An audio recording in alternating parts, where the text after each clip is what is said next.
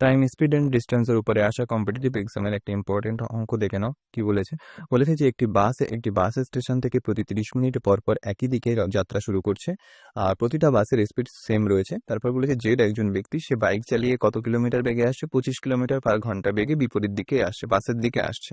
কিন্তু ওই ব্যক্তি সেই বাসকে 20 মিনিটের মধ্যে দেখছে, মানে বাস আর ব্যক্তি ক্রসিং হচ্ছে 20 মিনিট পর পর। তো বলছে বাসের স্পিড কত হবে। এই ধরনের অঙ্কগুলো কিভাবে করতে হয় দেখে নাও। এর প্রথমে ডায়াগ্রামটা বুঝে নাও।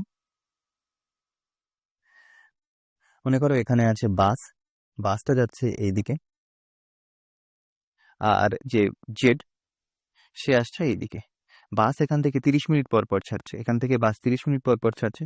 কিন্তু ব্যক্তি যখন এইদিকে এগিয়ে আসছে, ব্যক্তি কিছুটা দূর এগিয়ে আসার পরে, মানে ব্যক্তি যখন এখানে এসছে তখন তার বাসের সাথে দেখা হয়েছে। আর বাসের এইটুকু আসতে তখন সে বাসকে দেখছে কত মিনিট পর? বাসকে দেখছে 20 মিনিট পর সে বাসকে দেখছে। কিন্তু বাস কিন্তু 30 মিনিট পর পর ছাড়ছে। তার মানে ব্যক্তি কেন 10 মিনিট আগে দেখছে? ব্যক্তি 10 মিনিট আগে দেখছে কারণ ব্যক্তি এদিকে চলে এসেছে, জেড এদিকে চলে এসেছে। মানে জেড যদি এখানে থাকতো তাহলে ও 30 মিনিট পরেই বাসকে দেখতে পেতো।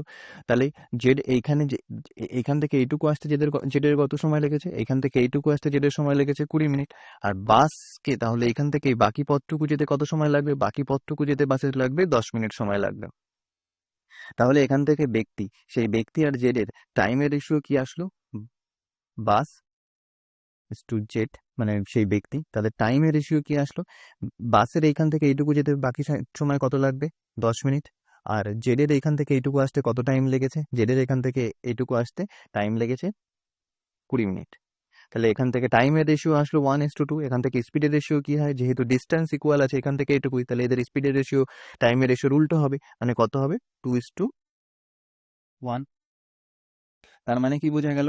তার মানে এটা বোঝা গেল যে স্পিড যখন সেই ব্যক্তির স্পিড যদি 1 হয় তাহলে বাসের স্পিড হবে 2। কিন্তু সেই ব্যক্তির স্পিড কোশ্চেনে বলে দেওয়া আছে 25 kilometre per hour, 25 kilometre per hour. তাহলে সেই বাসের স্পিড কত হবে? বাসের স্পিড হবে এখান থেকে 1-এর ভ্যালু যদি 25 হয়, 2-এর ভ্যালু হবে 2 × 25, মানে 50 কিলোমিটার পার আওয়ার।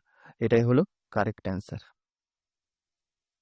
এই ধরনের স্মার্ট অ্যাপ্রোচ যদি তোমরা শিখতে চাও তাহলে চ্যানেলটিকে সাবস্ক্রাইব করো, ভিডিওটিকে লাইক করো এবং শেয়ার করো।